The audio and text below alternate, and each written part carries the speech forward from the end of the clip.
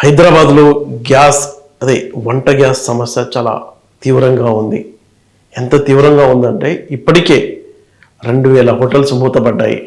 టోటల్గా చిన్న మధ్యధర హోటల్స్ కనుక చూసుకున్నట్లయితే అంటే తోపుడు బండ్లు, టిఫిన్ సెంటర్లు, చిన్న చిన్న ఈ ఫుడ్ కోర్ట్లు ఇవన్నీ కలిపి హైదరాబాద్లో 75,000 వరకు ఉన్నాయి.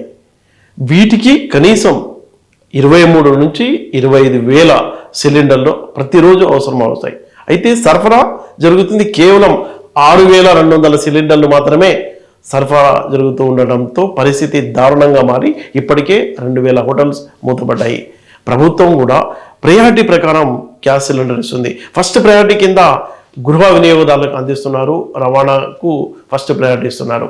సెకండ్ ప్రయారిటీ కింద ఆసుపత్రులు ఉన్నాయి, స్కూల్స్లో మిడ్ డే మీల్స్ కోసం వాడుతున్నారు. అలాగే అనాథ శరణాలయాలు, ఇంకా వివిధ కాలేజీల హాస్టళ్లకు సెకండ్ ప్రయారిటీ కింద పెట్టి వాళ్లకు ఈ గ్యాస్ సరఫరా చేయడానికి ప్రభుత్వం పనిచేస్తుంది.